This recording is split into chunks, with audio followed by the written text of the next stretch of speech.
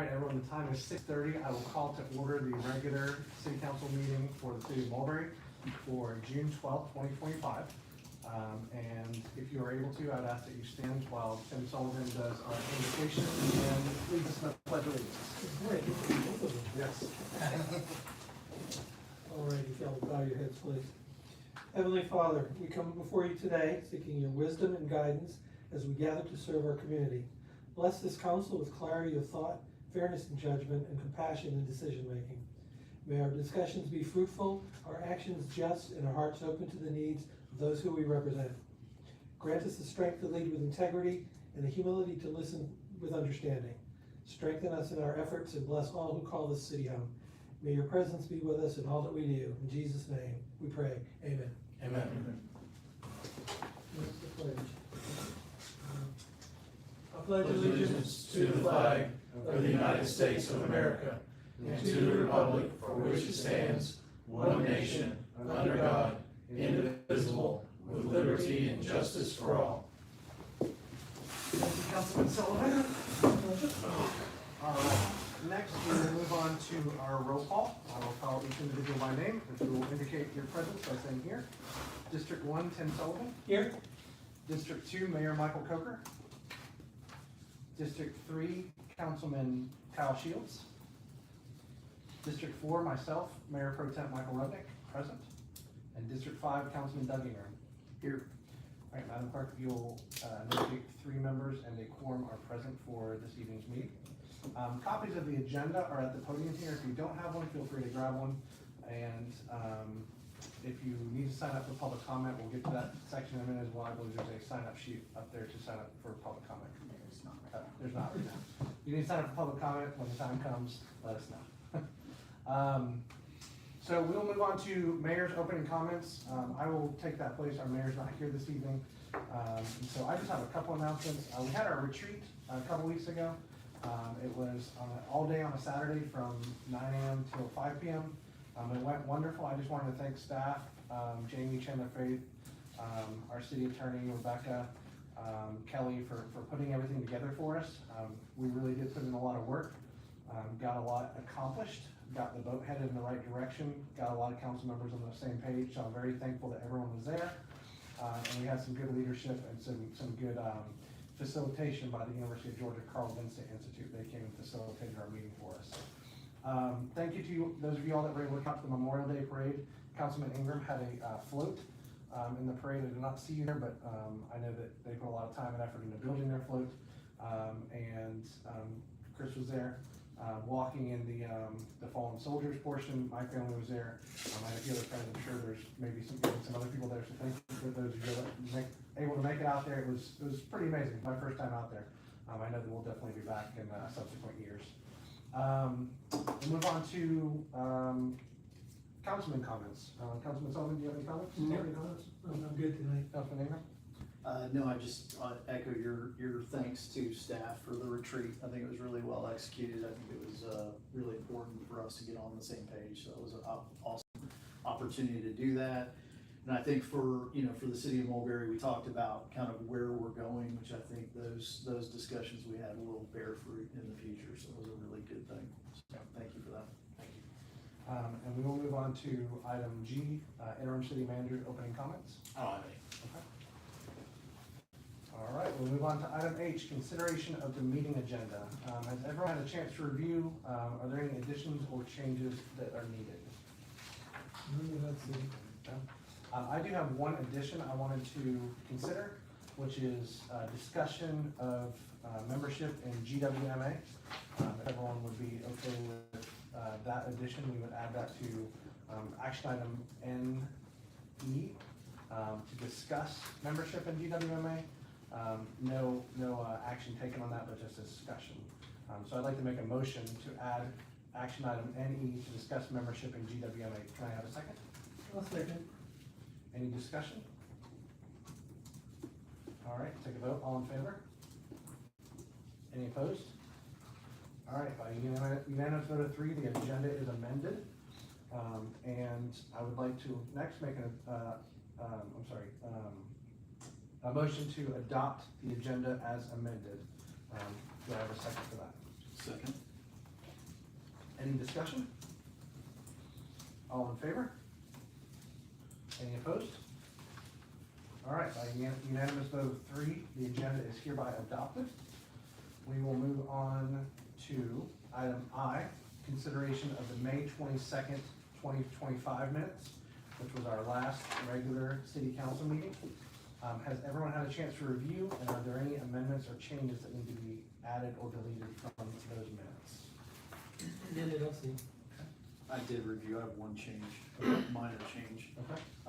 In section, so this is, meeting draft minutes, section K, item F, first sentence, I would like that to read, before the conclusion of the sentence, it reads, Councilman Doug Ingram explained the purpose and context of marshal services. I'd like that to just add, which included safety for code enforcement task, period. Do you remember that? So would you like to make a motion to amend Yeah. those minutes? Yeah, so I will make a motion to amend the Mulberry City Council regular meeting draft minutes from May 22, 2025. The motion is to amend section K, item F, and add the following language to the first sentence, at the end of the first sentence, to say, which included safety for code enforcement tasks. Okay, I'll second that. Any discussion? All right, all in favor? Any opposed? All right, by unanimous vote of 3, the May 22nd, 2025 minutes are approved. I'm sorry, did we just amend them, that's all? Okay. You just had a vote for Yeah, amendment. I apologize. All right, so I will make a motion to approve the May 22nd, 2025 minutes as amended. Do I have a second? Second. Any discussion? All in favor? Any opposed? All right, by a vote, unanimous vote of 3, the May 22nd, 2025 amended minutes are approved. Next, we will move on to item number, letter J, consideration of May 31st, 2025 retreat minutes. Has everyone had a chance to review those, and are there any changes or amendments that need to be added or deleted from those draft minutes? Yeah, okay. Hearing none, I will make a motion to adopt the retreat city council meeting minutes for May 31st, 2025 as presented. Do I have a second? Second. Any discussion? All those in favor? Any opposed? All right, by unanimous vote of 3, the minutes are hereby adopted for the May 31st, 2025 retreat city council minutes. All right, last minutes. Move on to consideration of the emergency city council meeting minutes of May 31st, 2025. Has everyone had a chance to review? Are there any amendments, changes, additions, or deletions that need to be on those minutes? Nope. Okay. Hearing none, I'll make a motion to approve the city council emergency meeting draft minutes for May 31st, 2025 at 4 p.m. as presented. Do I have a second? Second. Okay. Any discussion? All right, all in favor? Any opposed? All right, by unanimous vote of 3, the May 31st, 2025 emergency city council meeting minutes have been approved. All right, next we'll move on to public comment. I will remind everyone that you have 2 minutes to speak. Council will not respond to your comments or questions during this section, but we're happy to direct you to the correct staff member or speak with anybody after the meeting. If you do wish to speak, we do just ask that you state your name and write it down for our clerk and state your address as well. Do we have anybody signed up or that would like to speak at this meeting? Yes, sir.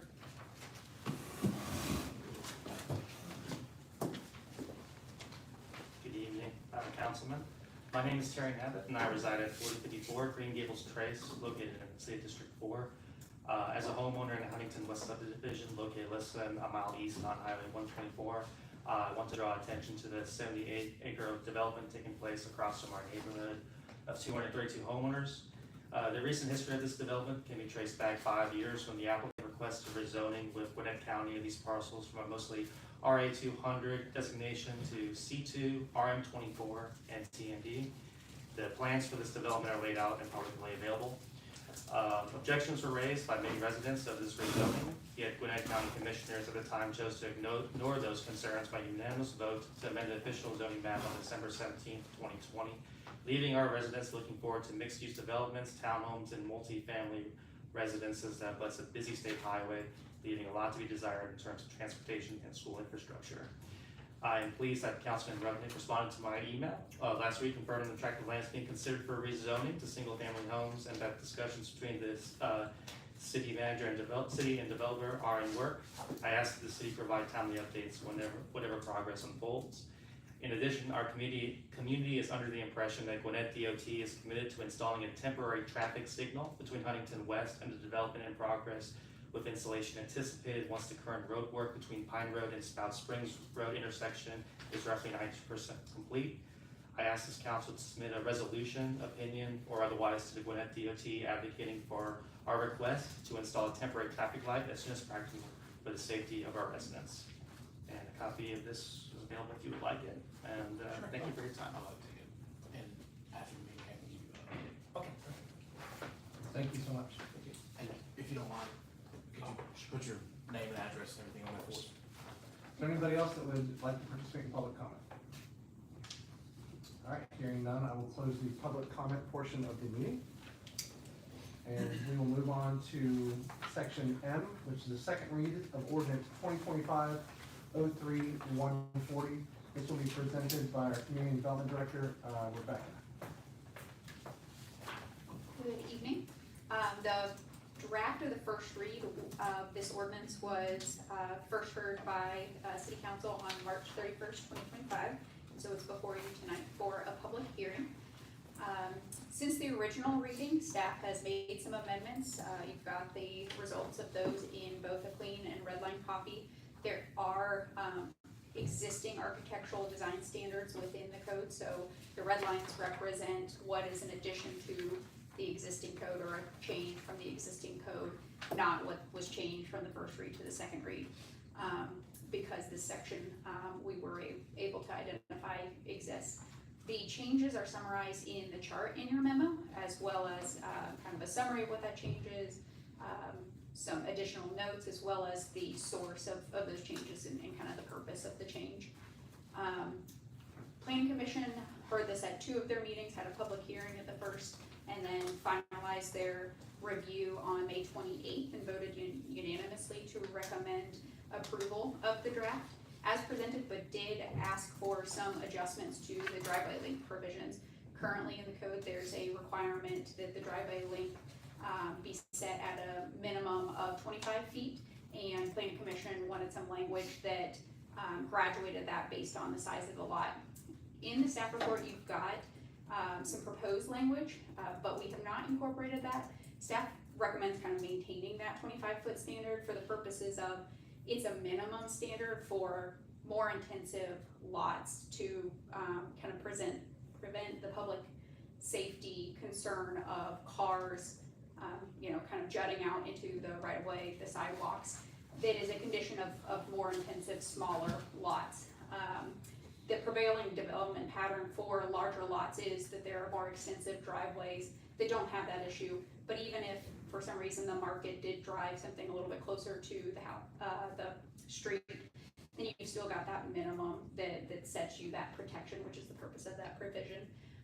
What we did include as potential language, if you were interested in adding that, has based on kind of a graduated scale based on lot size. We did do kind of a quick view of, based on these size lots, what are kind of the development patterns for those, what could typical lots of those sizes meet. It was by far not a scientific study, so there could very well be some unintended consequences, kind of creating unnecessary regulation on larger lots where they'd have to secure variances and might not have kind of the justification for a hardship in that case. So our recommendation is to adopt the draft as presented in the red lines, but also have that language should you choose to include it. So I am available for questions, after the public hearing, so please let me know. Okay, I think we will have some questions. Perfect. All right, we will move on to the public hearing. Since this is a second read of an ordinance, there's a public hearing portion of this ordinance, so we're allowed 10 minutes on each side, for and against. If we need to extend that time with a majority vote of the council, we can extend that time for both sides. So at this time, I'll open the public hearing. Is there anybody that would like to speak for this ordinance? All right, hearing and seeing none, I will ask, is there anybody that would like to speak against this ordinance? Okay. Hearing or seeing none, I will close the public hearing portion of this ordinance. Rebecca, can we take you for some questions? Okay, awesome. Councilman Ingram, maybe you had a question or two? Yeah, and what is the timing on this? Let me start with just some basic questions and then we can graduate up. So I know, I see kind of the comment source on here, and many of those people are on the planning commission, but I also see developer. That came through written correspondence to you guys, or? Written and verbal, we had some meetings. Okay, gotcha. I think the biggest one I have, and it may be Tim or Councilman Solomon on your agenda too, is just regarding these, the driveway depths. So I just wanna make sure I understand. So most of the red lines, everybody, the planning commission is all in agreement with, but this is the one area where staff and planning commission are very. Diverge. Okay, Yep, gotcha. so it would just, be replacing the 25-foot minimum within the code with this text, if you wanna, have that graduated scale. Okay. And so I think one of the things that I'm a little concerned about is, I know that we have some opportunities, we talked on the retreat about vision and so on and so forth.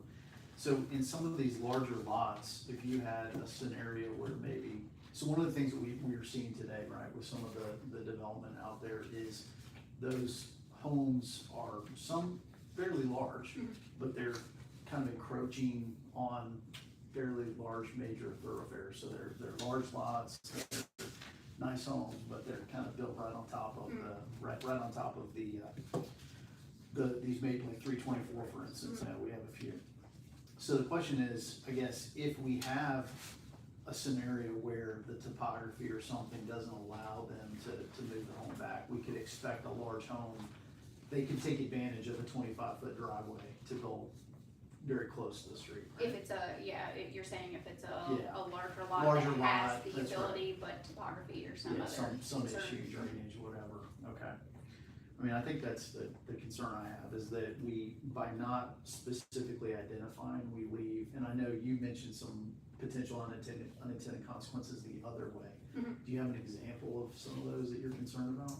Yeah, a more shallow lot, maybe it's got the dimension because of the, it's a little bit, wider Right. but not as deep. And if it's a little over an acre, or even, close to,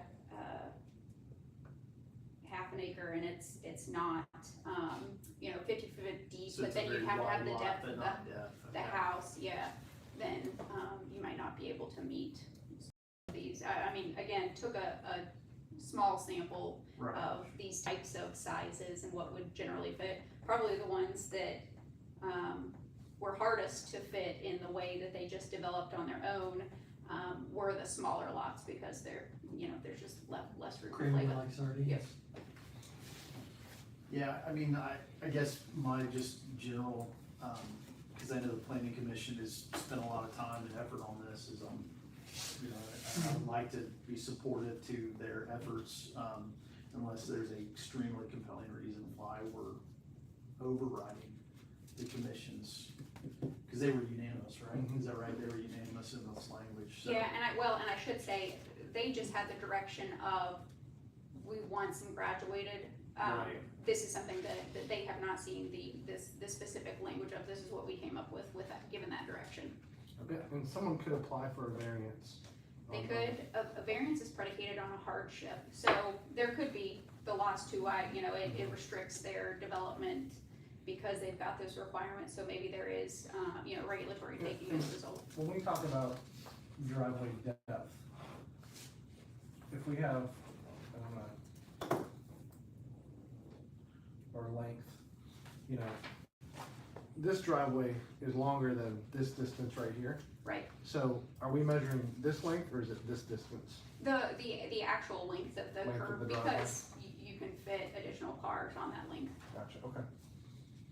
So you could actually technically be closer to the road than that length indicates, as long as the driveway meets the Yes, minimum yeah. specifications. Right, Of course, you would have to have a lot that would, that could sustain that. right, exactly, okay. And generally, lots aren't really wide and shallow. Right, I mean, You don't get as much footprint on the road, yeah, I builder mean, wants as much production as he can get. my personal opinion is, supporting the, recommendations of the planning commission. But, I like the way it's graduated, and, 50,000 square foot lot is an acre and a quarter, almost an acre and a quarter. 30,000 to 50,000, you're almost 3/4 to almost an acre and a quarter, and, 10,000 square foot lot is a little less than a quarter acre. 0.12, Yeah. That was a 0.12? incredibly Yeah, small. it's a super small one. 0.12 is 10,000? Yeah, I thought you told me that, It's 1 acre. 43,560 is So an do you- acre. So it's about 0.2, 0.25, I think it's about, do the math, I think it's all right. so an acre is how many? 43,560. 0.2229, so it's just under a quarter of an acre. Okay. So I don't know if that makes you feel better, but. No, it does a little bit. I guess I was thinking of I used to sell new homes, and the lots we did were 60 by 100, and that's probably where I'm getting the 0.12 from. Gotcha. And those are, Yeah, so you're talking, talking about 20 feet off the street. call it a quarter of an acre, 25 feet, between a quarter and call it 3/4, 35 feet minimum. Of course, they can go longer if they want. And then between 3/4 and an acre and a quarter, minimum 50. Longer than an acre and a quarter, bigger than an acre and a quarter lot, 100-foot minimum. Gotcha, okay. Just curious though, on 10,000 square foot lot, what would a typical dimension on that be? How, think of your builder, I want all the lots I can get on the road frontage. If it's 100 feet wide, it's gonna be 100 feet deep. So you've got 40 foot of house, 25 foot of front yard, and either a very large backyard or room to push the house back. I still think 25 feet is too short, too shallow, in my humble opinion, given the neighborhoods around my side of the highway, more starter homes than anything. A lot of, you go through any of the neighborhoods around me, Ivy Mill, Cambridge, not Cambridge, but some of the ones around there, and you will see 2 cars back to back and a car in the driveway. It's very, very common. And I pictures, I went to a graduation party the other day, in Houston, and these houses too were close, and there was a suburban, and there was this much before the garage and this much before the sidewalk on that particular driveway. And they had to park there because the garage was full of stuff, because they don't have a basement, nobody has basements. And that's my fear, is you're gonna get, mom's got a car, dad's got a car, Junior hits 16, or little Susie gets 16 years old, she's got a car. It's either double depth, along the sidewalk, or it's in the front of the street, where it doesn't belong either. So I just, for my money, if you've got 10,000 square foot lot, if that was like our minimum, I can understand if you're gonna tell me that the lot's only 80 feet deep, then yeah, that's a problem. I'd rather see a more stricter or larger depth away, and then let somebody come and say, look, man, I'm building on a 60 by 100 foot lot, my house won't fit. I gotta be closer to the street. And then make that argument, and we either say yay or nay, with a special use, maybe, instead of a variance. So I My favorite number was 40 feet back, by the way. As a one other minimum. question, Ms. Keeper. So this language here, just so I see this, I see the differences here. Is this the recommendation of the planning council, was this 25, 35, 50, 100 graduation? Theirs was just more generic than that, have a graduated Okay. cut scale based on lot size. Gotcha. That is longer than 25 feet. Gotcha. Ms. Keeper, and I think after this is probably yes, maybe go into more detail, worked with other cities that have a higher or longer driveway length,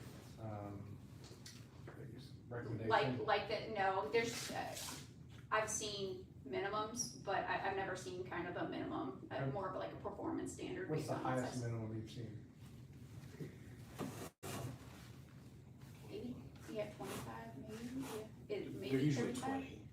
In most jurisdictions, they set them around 20. I think some have 25, depending on the style of home that they want to try to present. Usually it's kind of left up to the builder if they want, because if you're building a subdivision with a lot more density, then generally you'll have 20 to 25. Sure. If you're building with less density, larger lots, right, they automatically kind of want to have a longer driveway because it fits with the product. You know, that's just, but I agree with Rebecca and staff, right? I think the gradual idea, if we're going to outline it that way, y'all's direction, that this kind of gives, that sets the tone for what it is depending on the zone, and again, they would have the ability for variance if necessary, if there is a hardship, like topo, or, you know, any other form of lot issues, rock, that kind of thing. Right. That's something that can be presented. So to Councilman Sullivan's point though, would it be easier to increase the minimum and allow developers to apply for a variance rather than the other way around, have a lower minimum? I mean, it seems to me that if I'm a developer and my goal is to make as much money as possible, I would think that's the goal of most developers. Okay. Then, you know, the way to do that is to get as many homes on one property as possible. And the way to do that is to lower your lot sizes and in turn lower your driveway lengths and things like that. Is that an accurate train of thought? I would like to just comment and say it this way, right? The variance process is meant to be for hardships, not to set a standard. And so generally what we'll see is if we set that, like if we set it at 50 or 35, and we start to get a flow of variances for it, then that almost indicates to staff that we need to do a text amendment from it. I would prefer to start with a minimum of whatever council sets, and then from that minimum, we then work with developers on what that maximum or anything else may look like based upon the zone. And we can adjust this at any point in time? Yeah, it would just take 2 meetings for a text amendment. You'd have to have a first read and a second read. Let me ask one more question. I think Ms. Kira is fairly material. So I noticed there's a language in here regarding the garage and kind of some vertical depth of distance, right? So is that vertical, so a porch, let's say a porch on a home, there's a 6 foot minimum depth, is that right? Before we get to garage? Yes. Okay, gotcha, okay, so. And that is to help offset the look, right? Sure. So that way you don't have, I call it Simstown, right? Where you're looking down a street and Right. everything looks the same. And then line gives a little bit more of not just a visual, but a little bit more architectural standards in alignment, so.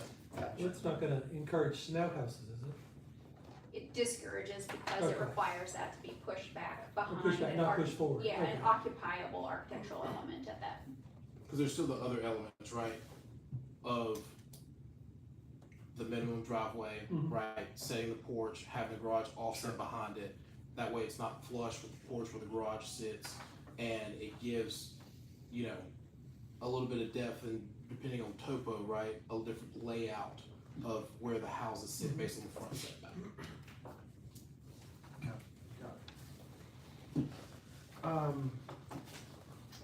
How would council feel, well, as it is there a pleasure of the council now to, we will be voting on this now, to adopt the language as presented by staff, which includes the language from the planning commission, or the option is we can adopt without that language, or we can amend that language. For my purposes, I would rather start out with a higher goal than adjust after the fact of, oh crap, that was a bad idea. So I would like to push the depth to at least 35, if not 40 as a minimum, across the board, leaving anything else bigger. If that proves to be troublesome for developers, I mean, maybe we will get some people in here that wanna build nothing but starter homes, I don't know. I think the whole thing of Mulberry is to get away from high density. And you were talking about high density product at 20 feet off the road, 30, that sort of thing. I would rather text amendment to go downsize than to go, oh, let's go up later after we have several subdivision built to a lower standard. Yeah, I don't know that this, I don't wanna speak for you, I don't know if this is gonna affect your quote-unquote high density, but, from a housing standpoint, it may present a different product. I would be in agreement with Councilman Sullivan that, maybe we amend this to say lots less than 30,000 square feet have a minimum driveway of 35 feet, 30,000 to 50,000 minimum driveway of 50, 50,000 and above, minimum driveway of 100, so essentially just striking that first, number 1BI, and then making number 2, number 1, number 3, number 2, and changing the 10,001 to 0, or I guess lots less than 30,000 square feet. Yeah, let's say. Is that something that would be able to do? Sure. Okay. Councilman Ingram, do you have any opinion on that? My only opinion is, I think there is that first BI, instead of being, I understand Tim's, or Councilman Sullivan's point, but wonder if we just don't potentially amend that to 30 feet. Because we already have kind of a pathway forward, and that's because we also have some appreciable things or some things that are going to drive certain behavior, which is this patio, right? So that patio is kind of giving us, nobody's gonna put a patio forward set on the property, so you're automatically getting a little bit of depth because of the patio already. And the depth that we have identified is 6 feet. So if we're to move, 25 to 30, that gets us in the 36-foot range, because that's like something that, and I think that might be a good splitting down the middle of sorts, potentially. That would be my recommendations where I would lean to. Because I think the planning commission and Ms. Kiefer and everybody else has done a really good job of putting some language in there that's gonna change the approval pattern to push it back, but, that would be I would skew I towards guess that. we get, develop it somewhere or other, we can make a text amendment down the road as well, so that'd be amenable to you? Yeah, I guess we'll go for it, see how it turns out. Okay. I certainly understand. Yeah. your point, though, but I think that facet change on the front of the house is immediately gonna kind of give us a little slightly. Well, and and hopefully whatever gets built is all more, my side is maxed out with starter homes, so I don't see where we need much more of this product, but who knows, somebody may want to, on the other side. So, yeah, I think the motion's relatively simple, right? yeah, and I may need some assistance on this from council. Motion, Mayor Pro Tem, I'd motion if you want to adopt the planning commission recommendations, I'd go ahead and adopt the UDO ordinance with and engross the recommendations of the planning commission. If you want all their recommendations you want to take on, I just go ahead and include them in the motion. and if we're changing one of their recommendations? Well, then I'd engross all of them except for the one that you want to change, and change that. And I just make it as one motion. Okay. Move to approve with the following additions from the planning commission, block, Okay. block, block, block, and block. Okay.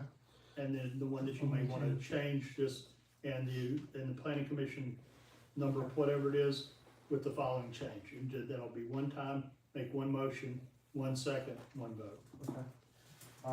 I will make a motion to approve ordinance 2025-03-140 with the recommendations from the planning commission requiring, driveway depth minimums of lots less than 10,000 square feet, minimum driveway depth of 30 feet, lots between 10,001 and 30,000 square feet, minimum driveway depth 35 feet, lots between 30,001 and 50,000 square feet, minimum driveway depth 50 feet, lots greater than 50,000 square feet, minimum driveway depth 100 feet.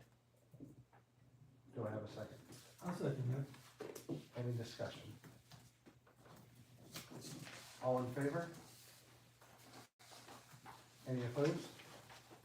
All right, by unanimous vote of 3, ordinance 2025-03-140 is approved. Thank you. All right, next we move on to action items, section N. The first one is gonna be discussion of overview of build-to-rent and short-term rental housing presented by Rebecca Kiefer again. Back again.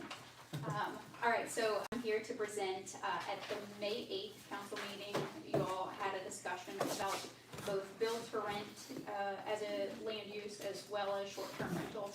And so we presented to you, some discussion items so that the result could be, an initiation of a text amendment to be able to make these adjustments. So for build to rent, from a definition standpoint, these types of uses tend to be single-family residential. They could be on one lot or individual lots. Those are usually defined kind of at the ordinance level. They're usually constructed for residential purposes and have some typical amenities as other single-family residential developments. Currently in the UDO, there are no, it's silent on build to rent.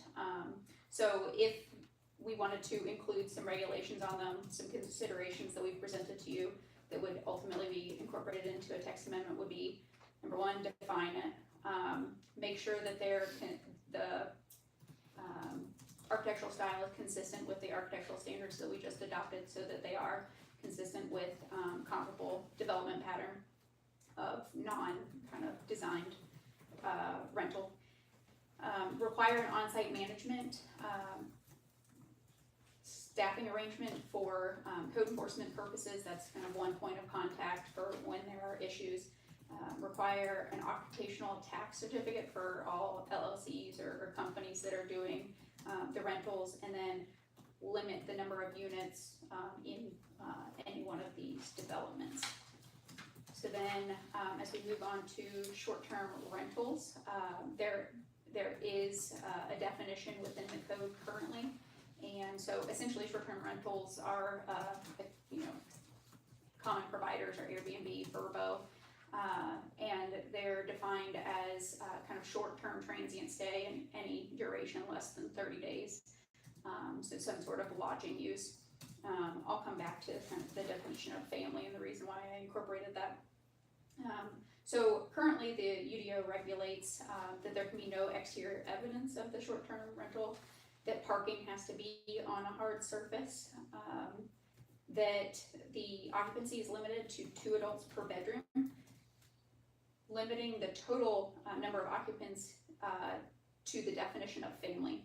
And so referring back up to the definition of family, it's 1 or more persons related by blood marriage, so any kind of family, and not more than 3 persons unrelated. So you could have a short-term rental with 2 other friends, where we are ultimately in the policy recommendations suggesting that not having a total occupancy limitation on these is a family reunion or something where everyone's related by some version in this definition of family, that you could have a kind of larger based on the number of bedrooms.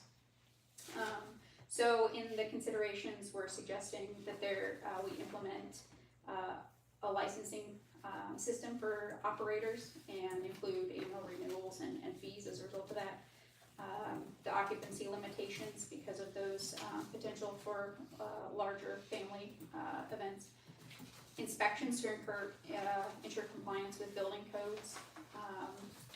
We would look at it should we initiate a text amendment, we'd look at some additional kind of mitigators for noise, parking, and other nuisances that result from those.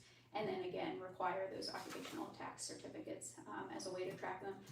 Also, something else that we've done for short-term rentals is require that they be on one of those platforms, because there is you collect the hotel motel tax as a result of it. So that's kind of the outline of some of the potential ways that we could regulate these uses with effect to initiate. So then that would prohibit ma and pa cattle from renting their basement out for a week at a time to people for short term. Not necessarily. depending on, kind of how we define it, I think getting some direction for, is that something that you'd like to accommodate? For the occupational tax requirement, we are limiting that to LLCs and corporations, so that a situation like that, where they have the one rental and whatnot, they wouldn't necessarily have to get an occupational tax certificate from it. Yeah, this kind of came up, it was one of my constituents was mentioning in his particular neighborhood, there's a family that rents out short-term their basement to one or two people. And his concern was transient nature, unregulated, that sort of thing. We don't know who these people are, where they're coming from, why they're there, sort of thing. The family still stayed upstairs. It wasn't like a VBRO, come get the whole house. Right. It was come get the basement bedroom and the kitchenette kind of thing. And I wanna make sure that that gets all encompassed in. Those same people have to meet the same standards and will pay the same fees as somebody on a VBRO platform. So these are non-platform people. Kind of what Rebecca was referring to is that in order to do a short-term rental or anything like that, there would have to be on some form of platform in order for us to license it and allow for it inside the city. And that's where code enforcement could come in and regulate and maintain the standards, right? In addition to that, there are companies that collect the hotel motel tax. We've already kind of started to work with one of them. They have identified between them and Joy in our office have identified about 40 that do short-term rental within the city. We are now looking at, once we get our census data, which we should get in a couple months, on how we go about collecting those hotel motel tax. Because you have to have, the companies go based upon what the jurisdiction is outlined at, but they pull it this area if there's hotel motel tax allowable, right? Once we have our census data approved by our population certification, then that gives the jurisdictional boundaries that those companies will have, which is why we want to say that you have to be a part of one of those companies in order to do it. So that just makes it easier on how we track it and how many we have within the city, and also how we collect on hotel motel tax so we can keep a board on it. So yeah, I guess to my question, it would prevent Wildcat random renting my basement out. They would have to sign up with VBR or somebody else. Yes. Is what, yeah, okay. Yes. Cause So if you that's wanted to good, rent cause your, I want them to be known where we can inspect and make sure that they're, if you everything's wanted to okay. rent your basement, then you would have to be on the platform to allow for people to rent it, and then that company reports it to these companies, and then we go, and then they send us the hotel motel tax from whatever you're collecting. Cool, very good. Yeah, I think the constituent I spoke with, he found their listing on Facebook. It was just what I would call a Wildcat rental kind of thing, unregulated, and come the weekend, $50, you know, whatever they were charging. Well, and requiring it on the platform also, they are presenting how they're presenting it, so it allows us to ensure compliance with the regulations Okay, as well. cool. So there are a number of communities that don't allow any short-term rentals. And are there, where I wouldn't really characterize us as a destination city. Maybe for something, I don't know. But is there a disadvantage to adopting something along those lines of not allowing short-term rentals? I know we may sacrifice some revenue, but outside of that, is there a disadvantage to that? I know we may upset some 40 constituents. As far as disadvantages go, from a city standpoint, I do not see any. What I will say though is, for various things, we are kind of a middle sweet spot for destinations. There are a lot of activities that go on in Beaufort, around the lake, up at Chateau Lawn, things of that nature, to where people can come here, golf tournaments at Hamilton Mill, people can come here and do rental, right? Which is, I think, why we have gotten to the point where we have 40, right? That we can identify. There's probably more. That being said, though, if we allow it, we probably need to look at the hotel motel tax side of it. If we don't allow it, then that adds another layer of things that code enforcement has to do, because then, like Tim said, someone saw it on Facebook, right? the way that works is in short-term rentals, you don't see what the you see the inside of the property, you don't see the outside, you don't get an address, you actually pay the fee, things of that nature, right? So we have to basically take from those descriptions that you see online, look and see where it may be, and then if they're doing short-term rental or is their college kid home once or twice a week, right? And see how that balance out and what that looks So like. if you don't allow them, would the platforms geofence No. us off of their There's platform? no way of us not allowing them that can stop the platforms from allowing people in our area to still do it. But then, then we get a pretty targeted location, because it still doesn't show you that location, even on the BRBO or any of those. And that's why I mentioned the code enforcement portion, Mhm. right? Because then it goes to code enforcement spending time trying to identify these places. Once we would get notice that you can rent short-term rental here.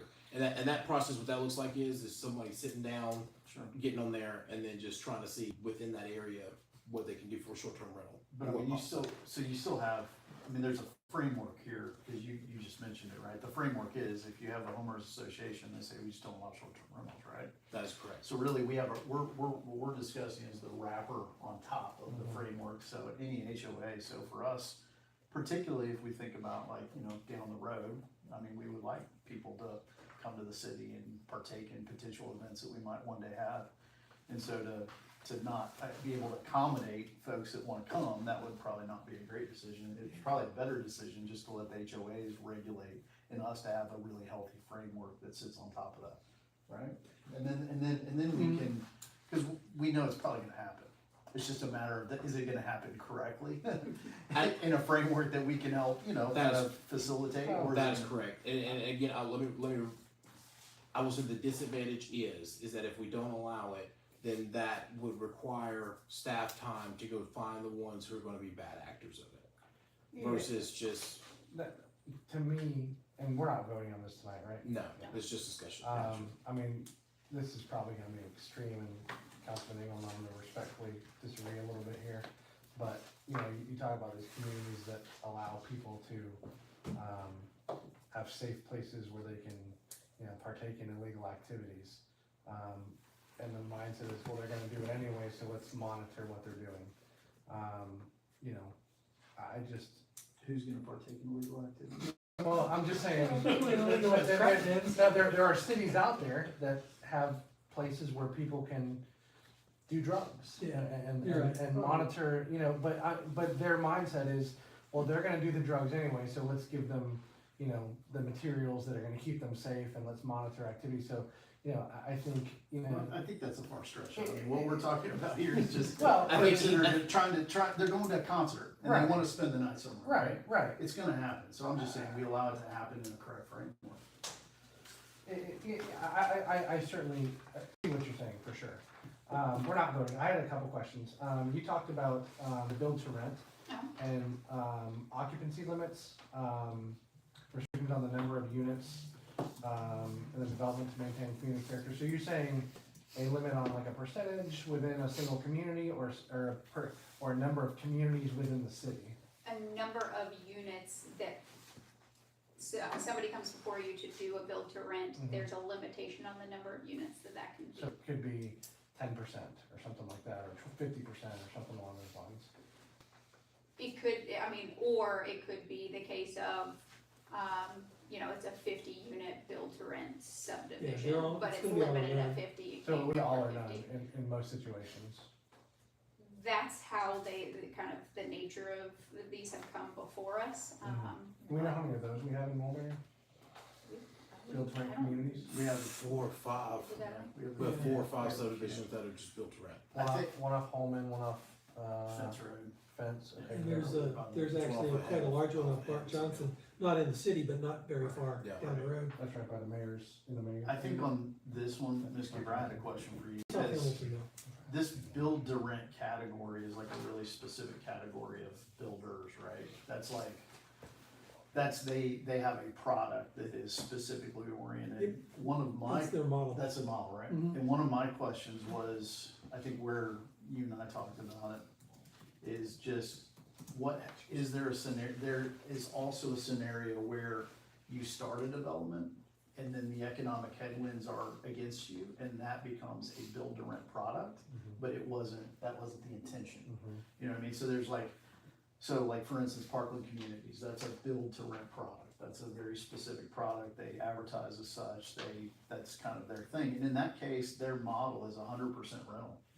You know what I mean? So there is no scenario in which we would say, hey, we'll allow you to have 50% of owners and 50% they're 100% rented product.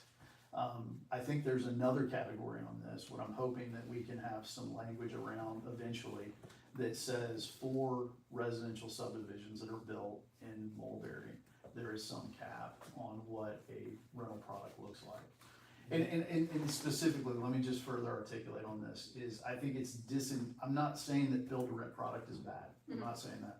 I'm just saying it's disingenuous to present it as a single family product, and then when the economic environment changes, you flip the switch. And then we don't have any kind of capability to understand that flip, that switch has been flipped. Yeah, because it might have been deliberate. Right. So there are two key things in between the two differences, right? Okay. One is usually in a build to rent subdivision, there aren't any property lines. It's one large development on a commercial piece of property, okay? What happens on the other is you would have a subdivision with property lines, but someone came in or a company came in and bought half the subdivision and then rented out half the subdivision.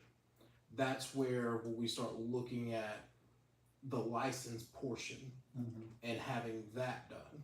Now on the front end, that's something that can be handled with zoning conditions, something similar to, I'll just use 10% because we've thrown that number out there a couple times, right?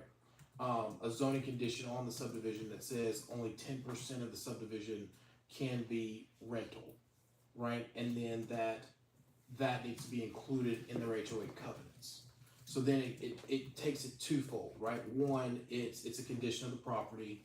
Two, it's double checked by the HOA once they become the declarant of the property. But that is slightly separate because that can be handled, again, through you all and planning commission based on conditions versus how we address build to rent, which is a very particular style of building. Right. It's build to rent is detached apartments. Right. And what that is a subdivision that looks like, single family detached housing, but it's on a commercial piece of property. It's not usually in a residential zone. There's no lot lines. Like it's very identified. So that's what I think where Rebecca is going with saying the best way to do that, if you want to put limits on it, is the number of units that are allowed inside build to rent zoning. As a percentage? As a percent, no, as a whole number of units. You can't have more than Right. 25 units. You can't have more than 50 units. You can't have 250 units. But yeah, it would be distinguished from like a single family development by definition. Because in that way, if they wanted to build some build to rent product, but they had 40 acres to do it, they would be capped on the number of those lots that would be built to rent, and the rest of it could be fee simple if they had a unit cap that they wanted to hit. Versus saying a percentage of it, because they'll just divide the property line. Right now you're talking about a commercial zoning on top of residential, even though to the layman person it's just going to look like one subdivision. But the potential in some of our districts, the way, we've got all of the developable land in Gwinnett County left. If we put this cap of 25 rental homes per property, we could just have dozens of very small communities pop up as rental communities that are smaller communities with 25 homes. I mean, Again, like there is the dance here, right, is always going to be the right of the property owner versus what you all vote on, right? So we can't plan for every situation more so than situations that come before us. Well, I think the very first point you make in this is the best one, which is we just define BTR development within the UDO, right? And we say within our, these are permissible zoning districts where we're comfortable, around with a build to rent product. And then in all other districts where you have, fee simple subdivisions, you have additional language that indicates that we have a 10% or a 15% cap on rental homes or something like that, right? Does that achieve That, kind of what we're trying to do? yes, Okay. I think that's the best way to encapsulate what the direction that we're getting from you all, because this defines what build to rent is, what short-term rental is, but the other things that we need to try to kind of take a look at can be done through the regular zoning process once someone brings something for, rezoning, variances, things of that nature. Right. Okay. So I would guess it's off the table to prohibit build-to-rent subdivisions, period, across the board? Does that defile a person's use of We'll land? get back to you on that one. Yeah. And also they have. Because, I wouldn't be against it. And also some of the, the build to rent product is denser out there. So like, let's just imagine in the future, you have, some, places of interest, right? That are from a land use or zoning perspective is already identified as a more denser area. That might be a good exchange, right? That BTR product that it might work, but it's not gonna make economic sense Yeah, for where you're somebody to have. Working your way up from a city center or Right, something like that. yeah, it's not gonna make a lot of sense for them to have, a subdivision, though, they would probably wanna be more dense, so more like townhome type stuff. But it is highway. Yeah, right. I'll add this last thing, right? Build to rent product is something that every city and county is dealing with right now. Sure. On how we handle this.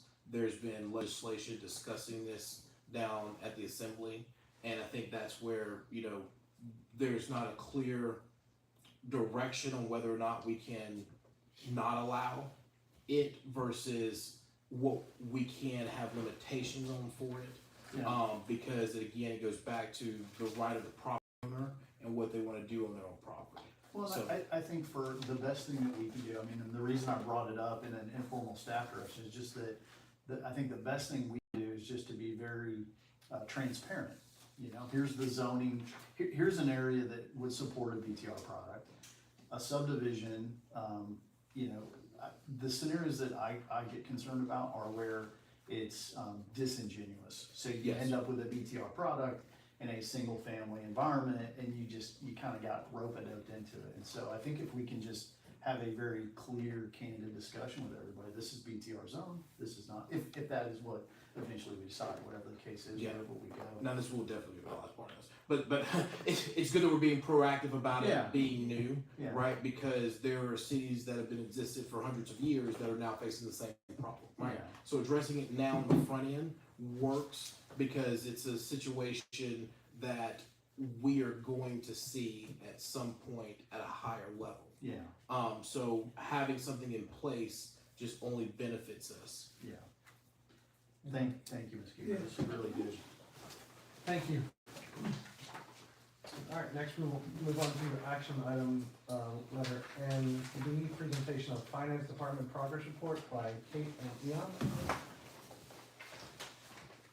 Good afternoon, Mayor Pro Tem, council members, management, and citizens of the city of Mulberry. So we've been asked just to give you an update on what we've been doing in the finance department over the last couple of months. So I will lay it out to you in the form of objectives. So our very first objective was to establish a financial infrastructure. What that means is to implement a core accounting and financial system to support your budgeting, procurement, payroll, and reporting functions. So where are we with that? So we have implemented your accounting system. It is operational right now. We are using QuickBooks. We are under the opinion that this will be sufficient also for the next year. As the city builds out and there's more transactional volume, we can revisit it again. We are looking at new options for the future, so we are working with Jamie on that. The second one is the chart of accounts. So the accounts was prepared and set up in the system following the chart of accounts that we need to.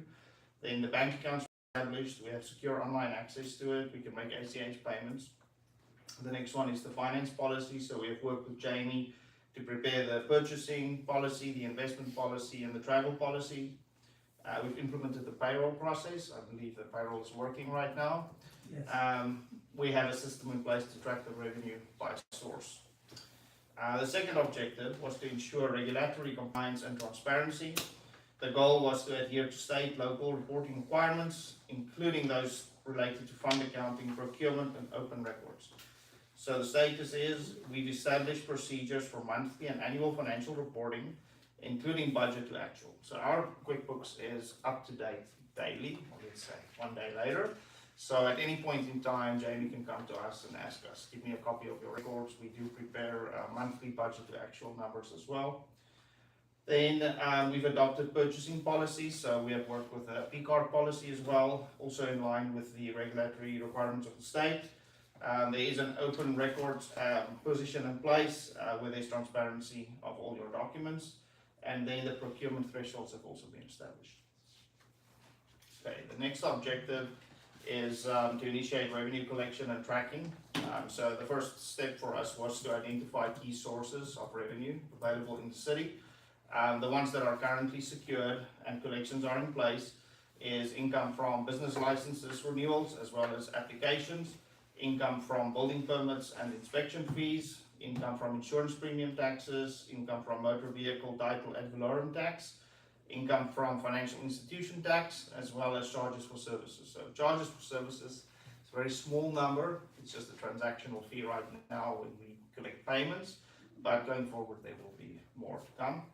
Then the other ones which we are in liaison with the GMA as well as city management is the cable franchise fees, and that would be by vendors like Comcast, Charter, DirecTV.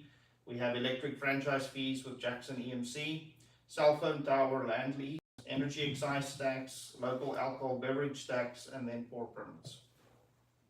The fourth objective was to put a budget in place. I know there is a budget that was in place since the beginning of the formation of the city. Right now we are working with Jamie to update the budget given the latest developments in the city. There also needs to be a calendar budget adoption in terms of the timelines, how often we will review those, how often we will amend those. The budget for 2026 will be the next one that we're working on. And then we also need to look at long-term financial forecasts, and that is where we look at the cash flow functions and how we need to manage our cash.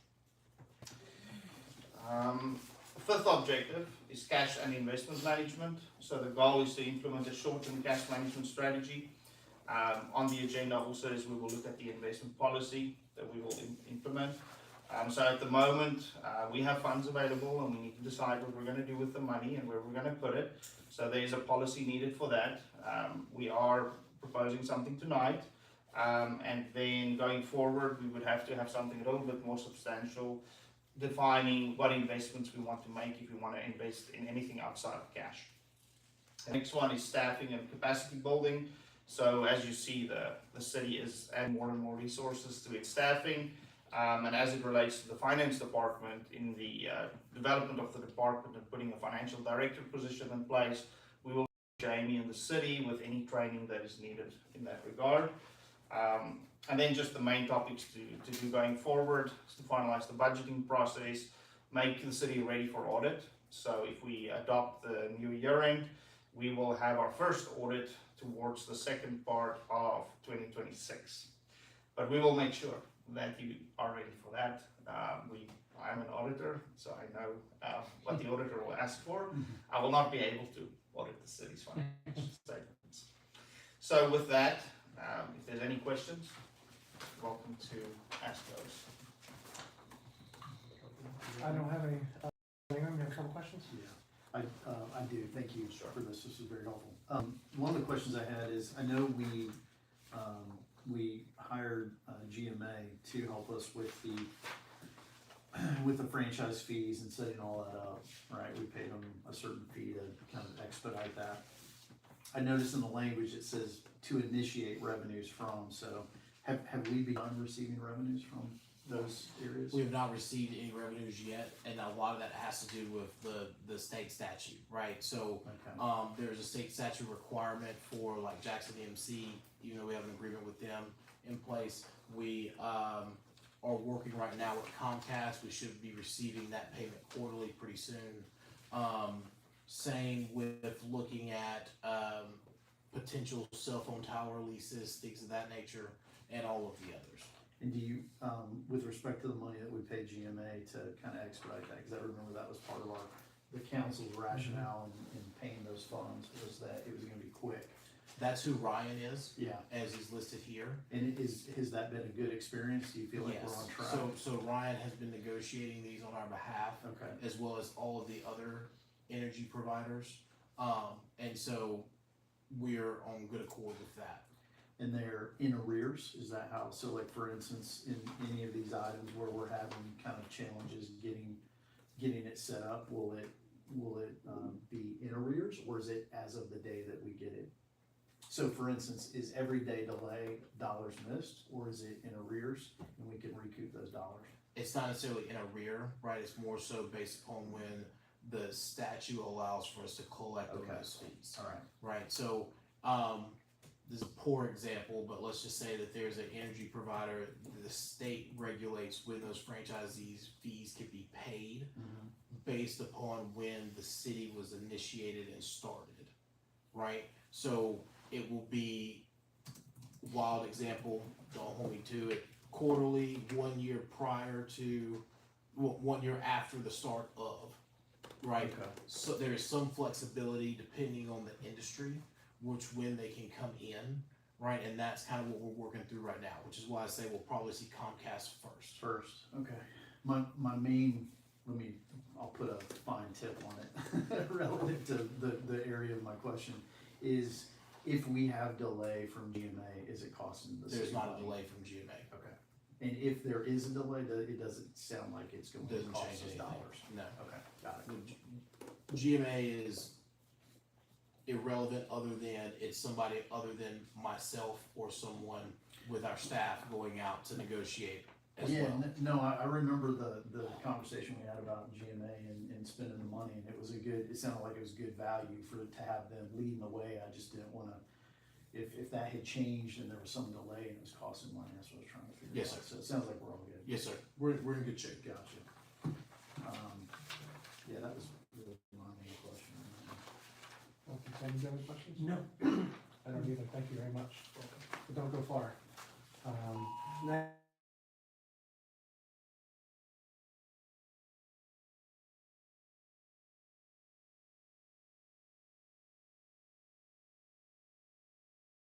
For cities in Gwinnett County, Georgia, again presented by Kate and. So, I know there's been discussions today, Jamie, you guys are looking at some other banks as well, but for right now, with First American Bank, you are getting a yield of 2.75% on your operating account, which is a pretty good rate to get. And then if you move that money into a money market account with them, which is a fairly simple process, you can get up to 4% based on today's rates. What we see most local governments do is they invest into the Georgia Fund 1, which is a AAA Fitch rated investment, and there you can secure up to 4.36%. It is a highly liquid investment, so if you need the cash for emergency purposes, it is available immediately. So these are our recommendations right now, but I understand that we are looking for other banks for different reasons, mostly to doing with how personal information is being presented when documentation is signed. And we are looking at alternatives to that right now, but we will also address those with First American Bank to make sure that they are aware of our concerns. And this is just for presentation, we don't need any action. No, it's just a presentation. Any Yeah. questions? Actually, no, I take that back. I do need an action on this one. Okay. Because the main thing is this. We are financially healthy and you all will see that coming up fairly soon. We have created a budget committee process that where myself, Director of Operations, Finance, and City Attorney go through the budget. And then we handle budget requests from across the board. You will see that outlined in the policy coming soon in the city policy manual. First step. Second step is, once we look for, if you were to approve the calendar that we've suggested, other things that are coming in, we need to start looking at making investments and building up our capital in multiple ways and collecting interest, just like any other municipality does. This is the start of that. Now that we've reached a certain point in our financials, we need to go ahead and start shopping for other options other than cash to hold our money for various reasons, as well as it's a lot easier on staff to start looking for ways of getting a credit card, because if it's easier to identify for another checks and balances for fraudulent charges. With a debit card that we use currently as our P card, once the money's gone, it's gone. Versus if we have a credit card, we could dispute the charges or find out whose P card it was and what happened based upon the statement every month. So there are different reasons and different options that we're looking at for a whole host of things that we're going to be bringing to you over the next couple months as we get prepared for the start of our next fiscal year. But approving this policy, allowing for us to go ahead and start making investment towards Georgia Fund 1, that is what we're asking today. Any other questions from the council? I have just one real quick one. So I know we're with First American Bank right now. I believe we have a line of credit, is that right? Yes. That is correct. What's our line right now?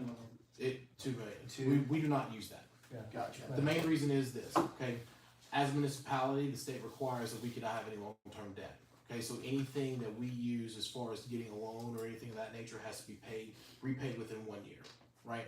If we ever reach the point to where we have to borrow against that line of credit, we're in a whole host of other problems. And like I said, we don't have to use the line of credit. Our cash flow is good. We are now reached the point to where we are sustainable financially. We need to start putting back towards reserves for the state requirement of 3 months of operating expenses, as well as building up other investments just to make sure that we have some form of additional liquidity that doesn't come out of operating. And at the end of the year, that line of credit will disappear, and it would have to be reapplied for. And I can't speak for staff, but I don't anticipate that we would reapply for that line of credit. Staff doesn't feel that we would need to. The reason why the line of credit was asked in the beginning was because of the fact that we didn't know what our financials were gonna look like those first couple months. Sure. And we needed some operating cash.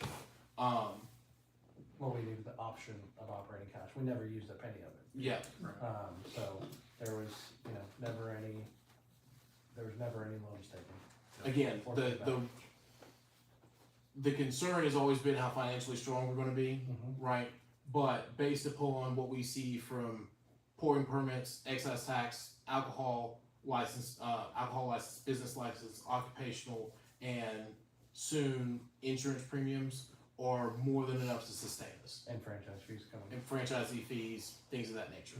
So right now, our cash flow is what we're working on, but as far as things that are coming in that we can make decisions on, it's good. And I think, I don't know if it was probably between you and I, but you indicated that expenses have been lower than we expected and revenue's been higher than we expected so far. Of course, it's a 6-month, snapshot, but that's a good trend. Yeah, we have made some adjustments as all of us to make sure that, again, that our expenses continue to be lean. And that we have done it in a way that we don't think that even if when we do some increases in expenses, our fixed cost is fairly tight, that's not going to do anything to damage our balance sheet long term. Thanks for meeting in this room. Yeah. Sorry about that. Yeah, when we get rich, we'll blow these walls. I'm not saying that there'll be signs, but I got one more question. Sure, go ahead. Part of the question on the line of credit or a credit facility of some sort. So I know one of the things we've talked about as we execute on the vision and mission of Mulberry and as we look at opportunities in the city to kind of go out, part of our investment strategy, I suspect, is looking at opportunities to potentially acquire land for city center. That's a long way down the path, right? So we all know that. But is that in this investment strategy? not just in this investment strategy. I'll just go ahead and say it right. It's such an investment strategy. You'll see it in our budget proposal. Okay, What you're getting ready to see over the next couple months. so we're gonna see, that's why I was kinda asking about the Here's- facilities and so on. I don't mind saying it out loud because what we're getting ready to do is we're getting ready to set up the rest of the budget committee meetings. Sure. You will see two things. One will be a actual budget that we are operating off of internally, getting you to approve that separate from the budget that was already approved. Now we have actual numbers coming in. The budget that was approved beforehand was just an estimate of what we expected. Now that we have actual numbers and historical data that we can trend over the first quarter and a half of the year, right? We know now what we can predict for the rest of the year. Then you will see us with a proposed budget that includes things like how much we plan on putting in the investment fund, what we plan on building out to be able to purchase land for a city hall, renovations that may or may not be necessary for our suite here. All of those things will be in the proposed budget.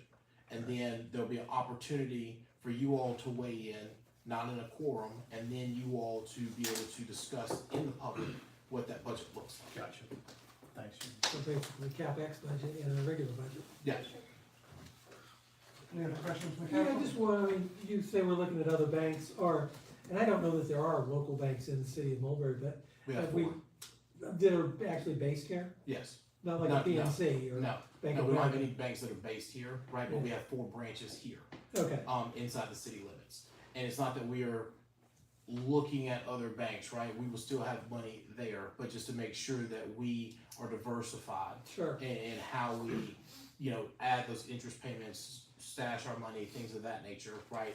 We are shopping for additional banks that we can, take full advantage of various interest rates, Mhm. looking at a variety of things that are important. This is how we get to the investment fund of Georgia Fund One. Right? it makes We- sense, no, I'm kind of a shop local guy, so it'd be nice. We are too. Spend all our money in our city. Can find him at Wildman Cafe 2 or 3 nights a week. Pick up the girlfriend. You know, Chili's, You gotta spend it locally, Chili's is a nice thing, well, they're in the city. Yeah, they are. Any other questions from the council? No? Okay, with that, I will make a motion, to, adopt the presented city investment strategy proposal. Do I have a second? You got a second? Any discussion? Hearing none, all in favor? Any opposed? All right, by unanimous vote of 3, the city investment strategy proposal as presented is adopted. Thank you all very much.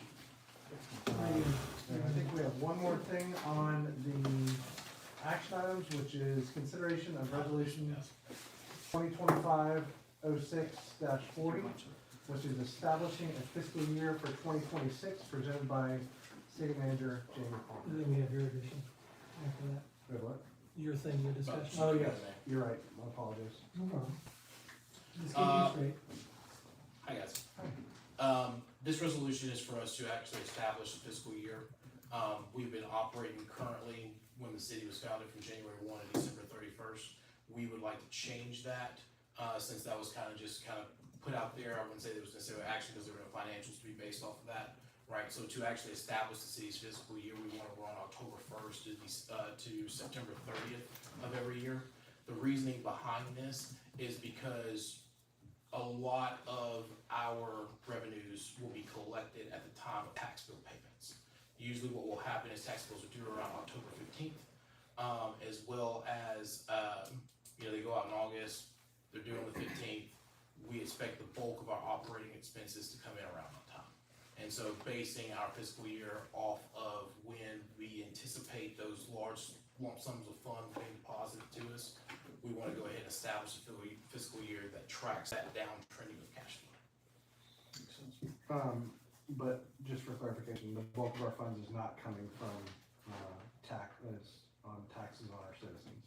In terms of property taxes, none of our funds. We do not have any form of Right. property Correct. property ad valorem, right? It is insurance premiums, Right. which is disseminated off of your tax bill. Gotcha, okay, I just wanna make that clear for everybody in the room and watching Yep. at home. Thanks, sir. Are there any questions from the council for Superintendent Palmer? No, sir, no, it makes sense. I mean, state, city, government, federal, everybody works off that schedule, so might as well be in line with everybody else. Yeah. there's a lot of variation, we have flexibility, right? It's just easier on our end and finance if we can go ahead and just take a look at, we know when large bulks are coming in. We have great cash flow when it comes to permits as well as new businesses starting. We have a good number of businesses that are healthy here, that also serve alcohol, so that helps. So all those things align to keep cash flow good over the next couple of years, but again, a large lump sum of funds comes in at that one time. And so it's better to just go ahead and build on the front end of when those funds come in. With that being said, I'll make a motion to adopt resolution 2025-0640, establishing a fiscal year for the city of Mulberry for 2026. Do I have a second? I'll second that. Any discussion? All in favor? Any opposed? All right, by unanimous vote of 3, the resolution is adopted. Thank you. The last thing was the addition to the agenda, which is what I brought forward. You all had in front of you, and I emailed you, a copy of the Gwinnett Municipal Association amended and restated constitution and bylaws. It's relatively short, about 5 or 6 pages. I hope you had a chance to read through that. Every city in Gwinnett is a part of GWMA. We've been to a meeting or 2. I've been to one, I believe, by special invitation. And this is something I think the council should consider. I'm not asking for any action tonight, but just a discussion. If there's any questions, I will answer questions as best I can. But I would like the full council to be able to vote on it at the next meeting. So, and their year starts in July, so kind of makes sense. We can maybe vote on it in July and go from there. So then questions, and City Manager Palmer, if I don't have the answers, you may have some. It's just basically a county version of the GMA, right? It is, yes. There are some membership dues. They are waived for the first year for a new city. It is anticipated our membership dues will be somewhere in the neighborhood of $30,000 to $40,000 a year. That pays for the meetings, the meeting spaces, and various leaderships and things like that. I don't believe there's only one individual that earns a salary, and that individual is hired by GWMA to help lead the program, if you will. And that individual is actually from GMA. This is kind of what he does. So, Yeah. So, any other questions? Is every city with that, remember? They are, yes. Well, everyone but one of us. Well, so, is Brazelton in there as well? I mean, they cross the county line, I just wondered. I believe so. I Okay. believe every city in Gwinnett is a member. The meeting that I went to, not every city was represented, Sure. but every city, I believe, is a member. Even Buford, huh? I believe, yes. Okay. And I think there's, when I went, we had it in Auburn. You were there. Yeah. How many people would you say were there? 60? Oh, Something wow. like that. There's probably 60 people there. The meetings usually include, your elected officials, city managers, I think maybe city attorneys if they want to come, and clerks. I believe it's defined in here who comes to the meetings and who's invited to the meetings. And then it has officers within GWMA, an executive board within GWA, a managing director. That's the individual that I was talking about that is hired by GWMA to be the managing director. We talked about meetings. There's an annual meeting in December, and right now the president of GWMA is actually on the Lawrenceville City Council. Councilwoman Jones, Victoria Jones, she's the president of GWMA. She's serving, I believe, a 1-year term, and then you elect the new officials at the end of the year. So I think it's an honor for us to be invited to join this. and there This was a shows, formal invitation sent out. yeah, this shows unison amongst the cities, and Yeah. this is very helpful to be able to network with them, especially when we start talking about service delivery strategy negotiations and any other form of IGAs. Yeah. So and what it would take is a majority vote of the council, a letter from the mayor asking for acceptance, a vote of GWMA to accept us, and then we would be full-fledged members, voting members at that point. Kind of like joining a fraternity. Kind of, yeah, I suppose I've never been in one, so. Any other questions? No, it sounds, it sounds like a good idea from my Alright. perspective. Awesome, well, we will table that until next month, and the other two councilmen are able to be present for that vote. With that, that concludes our action items. I believe we have an executive session tonight to discuss litigation. So for everyone that's been here before, you know the drill. If you haven't been here before, you wanna leave, this is a great time. Not a lot of excitement will happen, we'll be in a separate room discussing litigation only. I don't anticipate a lengthy discussion, it always could be, but I don't anticipate a lengthy discussion. We'll come back out, we will, announce if there was any votes taken, codify those votes, and then we will make a motion to adjourn, so there'll be no other business items after the executive session. If you wanna stick around, you're welcome to, we'll be happy to, mingle. Probably a couple minutes right before we go into executive session, if anybody has short questions for council or staff, to do that. But with that being said, I will make a motion to go into executive session for the purposes of discussing litigation. Do I have a second? Second. Any discussion? All in favor? Any opposed? All right, by unanimous vote of 3, we will go into executive session at that point. Thank you all for coming, for anybody that's leaving now.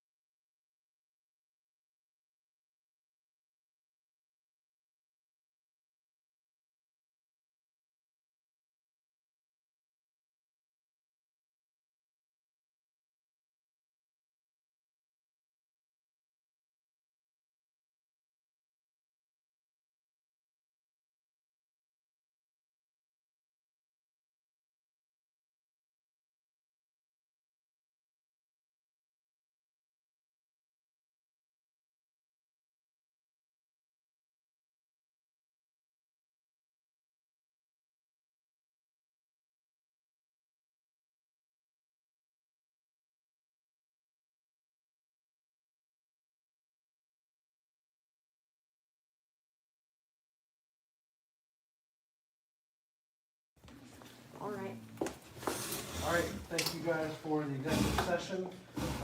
I will make a motion to end executive session where we used it for the purposes of litigation. Do I have a second? Second. Any discussion? Hearing none, I'll call for a vote. All in favor? Any opposed? All right, by unanimous vote of 3, executive session is over. And I will lastly make a motion to adjourn the meeting this evening. Do I have a second? Second. Any discussion? All in favor? Any opposed? All right, we are hereby adjourned. Thank you, guys. Yay. Thank you. Thank you.